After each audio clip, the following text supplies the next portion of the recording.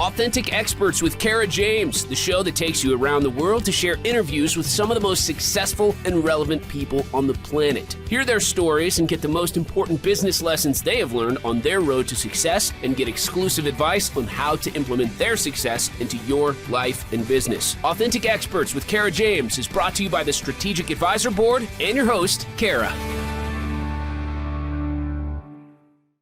Hello, everyone. Welcome to the Authentic Experts podcast.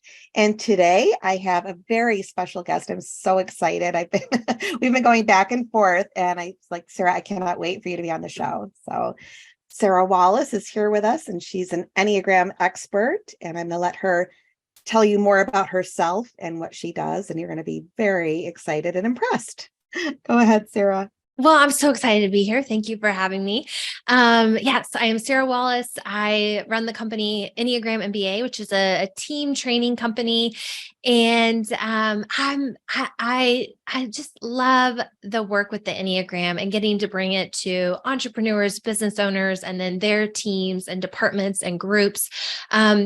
Because, since elementary school, we have been learning about other people, which is not a bad thing, but presidents and activists and artists. And so, there are some other tools out there, and we can get into why the Enneagram kind of might stand out. But I think any tool that you're using, any time that you can take to truly study and learn about yourself is not only a gift to yourself, but a gift for every relationship that you're in, because you are the common denominator in all your relationships. And so it just really can impact in a powerful way your entire life, professional and personal. Yeah, absolutely. Love that. And you're right. It's funny. We didn't even talk about that, but right. We've spent all of our younger years or 20 years learning about others, right? What about me? What am I all about? Or when I did this too, I was like, oh my God, this is spot on. This is, and you're right. And you can use that to better yourself. And also when you learn about your loved ones and people in your life and coworkers and that type of thing, it's so beneficial. So, and I love,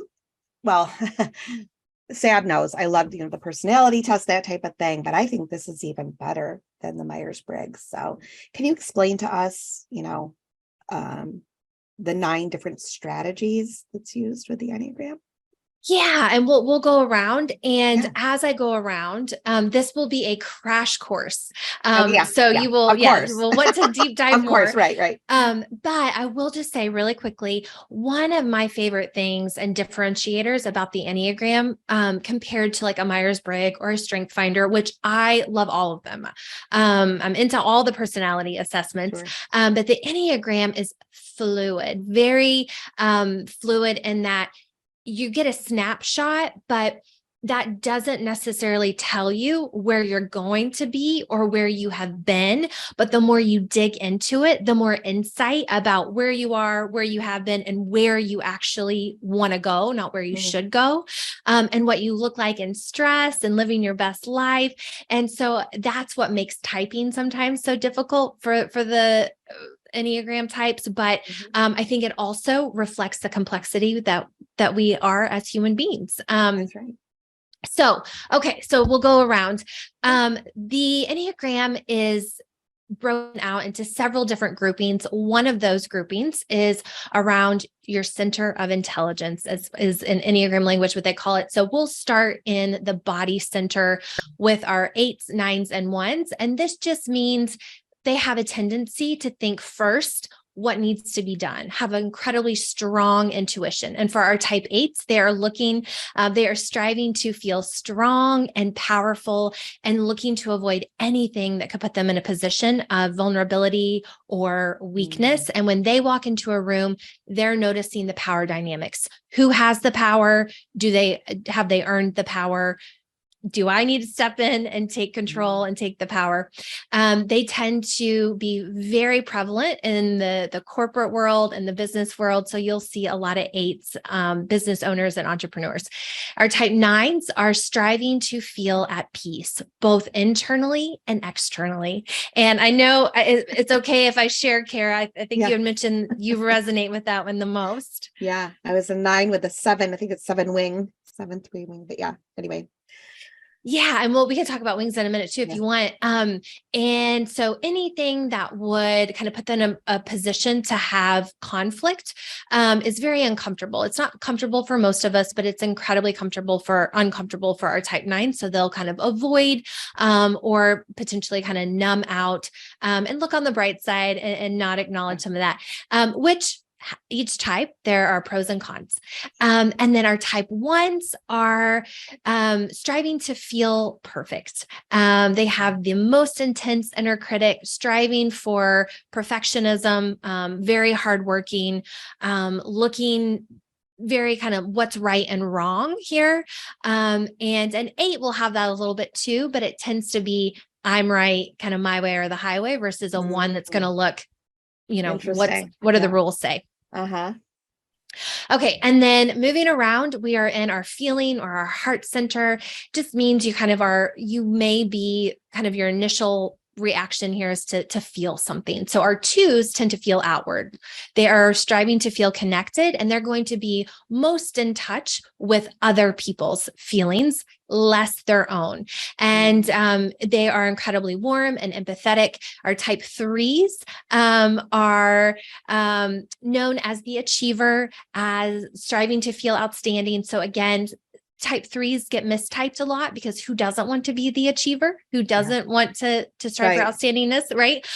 But it does require maybe a little bit more honesty and digging, but you will see a lot of 3s in the entrepreneurial business world as well. They tend to be very confident and charming. And our type 4s are striving to feel unique and significant. And they are known for being creative, but any type can be creative on the Enneagram, but they can be incredibly empathetic as well, and really in touch with their own feelings, and are okay to sit with uncomfortable feelings rather than to neglect them or to, put some rose-colored glasses on. I love it. And then moving around to the last center, which is the thinking center of intelligence. We have our type 5, known as the observer. They are striving to feel capable and competent. And also, it sounds negative, but type 5s get it if you resonate with this one. Also striving to feel detached. They don't want to feel overwhelmed by other people's problems, emotions, have to rely on other people. Our type 6s, they get a title known as the loyalist. Again, these titles can sometimes be deceiving because any type can be loyal, but they are really striving to feel safe and secure. And then our type 7s are known as the enthusiast or the multitasker, and they are striving to feel excited, to have options, to not be limited. My goodness. Yeah, I can relate. Absolutely. Well, like I said, but the 9, the 7, and the 3. But yeah, and it's funny. And as you're saying those, I'm thinking to myself, oh yeah, I know a type 1, I know a type 4, I know and when you compare it or read about it, like I said, or like a type 4 gal I work with, it's just it's so incredibly precise. It's so spot on. So that's what's incredible about it. And like you were saying, as far as bringing it into the workforce or going back and then also looking into the future. I mean, what other type of testing has that, right? I highly encourage everybody to take the test. Do you recommend a certain website for that? I can't remember which one I used, but with my paid clients, I use the Enneagram Institute paid assessment. It's $12. Sure. Yeah. Exactly. That's what Yeah. And I think it's worth it to dive deeper. There's no shortages of free quizzes though. At the end of the day, it is a self-identification process. And I think that brings some frustration because we want to know, what are the 4 letters? What's our color? What's our number? But with the Enneagram, the typing process is part of the growth process. It's part of the reflection, and it is part of the work. So, I always tell people, don't get frustrated if you don't know right away, or that your test result doesn't fit quite right, because you may just need some exploration, and some, and which can be kind of uncomfortable sometimes. But it's all part of it. Yeah, for sure. And Sarah, how do you help? So, for example, let's give us a day in your life as far as clients or someone comes to you, and then how are you piecing this together and helping them with their work, with their business? The majority of my work these days is really in three ways with groups. One is bringing it to teams, departments, or a specific team, looking at how to work better together, and also how to enjoy each other and be happy and productive. The other way is bringing it to conferences. So just kind of a mixed bag of all different kinds of people, but bringing it to them, and then them getting to take it out into their own businesses or workplaces. And then the other type is at staff development days, and, having a large group of people made up of all kinds of departments for one organization, and just spending the whole day getting to learn about themselves and also their teams, and then how to collaborate more effectively among the different departments that, seemingly can be very different. The technology group and the sales group. So learning a little bit more about that. Love it. And it's fun too. So you're feeling that sense of accomplishment, but then it's also like, that was a really fun day, because everybody's in a good mood, right? They're learning, all about each other, and just kind of having it like a playful day, not your typical, oh, great. What do we have to do today as far as some sort of meeting or something like that. So that's awesome. Yeah, exactly. People love to learn about themselves, and get to also kind of see, maybe their significant others or their boss, and the different types. And so it does tend to be pretty engaging and fun, and also hopefully useful. Yeah, for sure.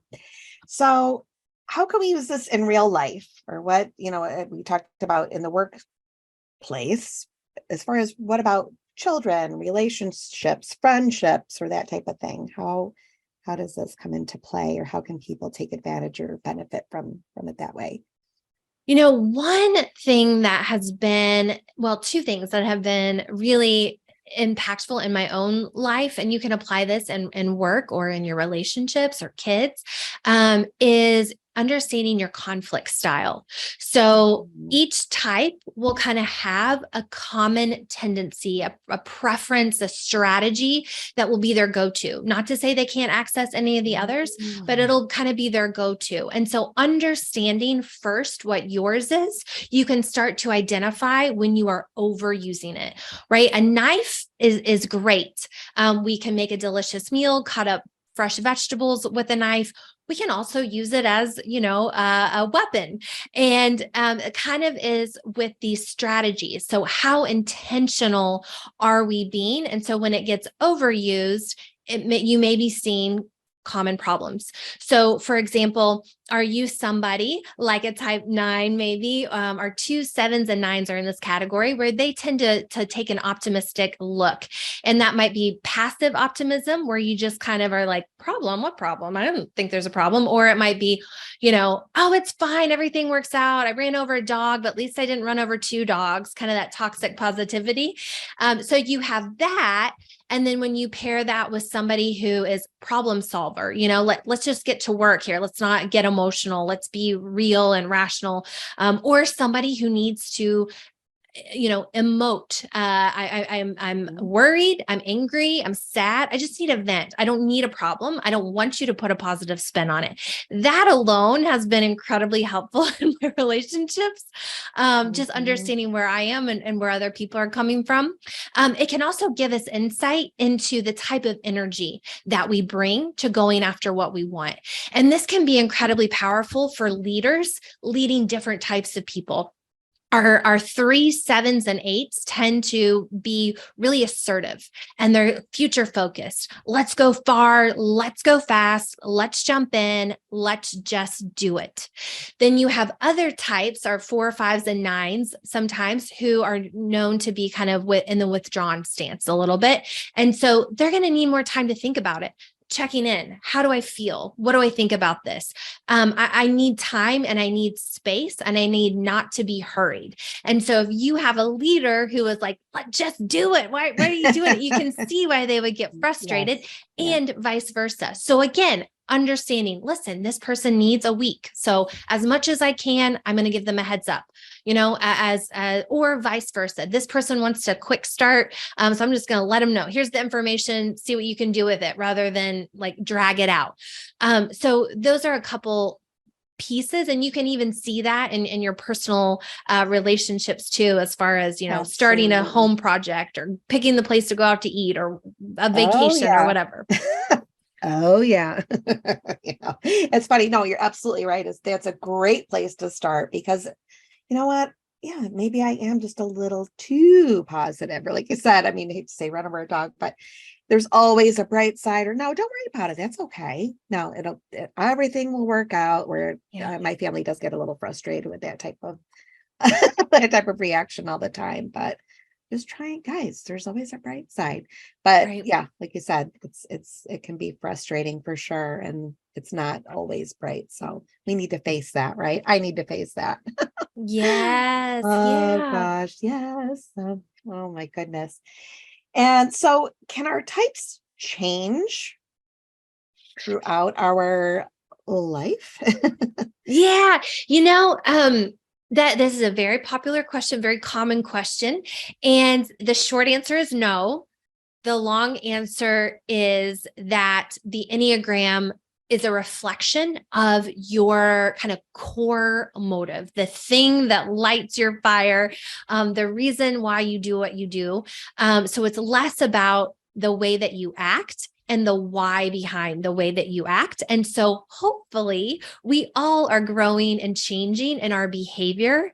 And what I tell people is the more self-growth work you have done and the self-study and the learning about yourself, the more likely it is that you will actually have a more difficult time typing yourself because you won't necessarily look like that stereotypical 9 or the stereotypical 7 in my case. And so over time, you will grow. And the Enneagram has something called the levels of development, which kind of shows like low emotional health, kind of average, and then above. And so ideally, you want to be kind of stepping up in those levels of development and getting more and growing more. And so that will cause you to look a little bit different. But again, the thing at the end of the day, the why you do what you do, not necessarily what you do. Love it. Oh my gosh. And that's a great point. The self-development point of it, right? Or how much, that's probably why it was 9 and then 7 and 3 were tied underneath. Like it's very confusing. What is it? But as you grow and you learn and you do things, then it absolutely can see that. So thank you so much. You have just shed a whole new light on all of this for me and for all our listeners, I'm sure. So super excited to learn more and dive in and have everybody go take their own assessment and reach out to you too. I have a cheat sheet if anybody is interested in just kind of seeing the highlight of each of the types. And that's at enneagramMBA.com/cheat sheet. And I would use that to kind of circle which types are really standing out to you and then go take the test and kind of see how your results overlap with the types that you circled and help you continue to narrow down that typing process. Oh, very cool. Thank you, Sarah. And the last question that I have that I ask everyone is, what is a book or documentary that you would recommend to the listeners? Okay, this is very hard. I know. As you can I see know by it's my hard. bookshelf and everybody else. Yeah. The book one is hard. Yeah. It is. I think just based on this discussion, I'm going to go with Loving What Is by Byron Katie. And it sounds maybe like a woo book on its face, but I've read it. Okay. So, it's just kind of accepting what is and not making things mean anything more than they mean. And just, is this true? And I think that is what the Enneagram also helps you do, is show you how you're seeing the world and how somebody else might be seeing it differently. So you can say, wait a minute, I'm seeing it like this, but is that true? Yeah, I love that. That's great. And right. And like you were saying earlier, as far as learning about yourself and taking a deeper look into, why am I doing this? How can I be different? How can I benefit my relationships by learning about what I'm not always right. Right. We all need Yeah. to, learn the other side. That's and how to deal hard, with but that. And yeah, for sure. Well, thank you so much for being with us, and apologizing for my voice here live. It's been weeks now, but anyway, super happy to have you here, and I look forward to having you on again or one of our other shows as well. So thank you, Sarah. And thank you. Can you let everybody know where we can find you? It will be on the YouTube channel as well, but if you can let us know here, just for those listening in. Yeah, I'm at EnneagramMBA.com. I also just did an episode called Enneagram for Entrepreneurs on my show, the Enneagram MBA podcast. So that might be an aligned resource to go check out. Absolutely. Oh, thanks so much. So great to have you here. We will see you again soon. Thank you for having me. I appreciate it. Yeah, thank you. Thanks for listening to Authentic Experts with Kara James. Please leave your feedback and visit strategicadvisorboard.com to get the latest and greatest business advisement on the planet. Follow us on social media for updates, and we'll see you on the next episode.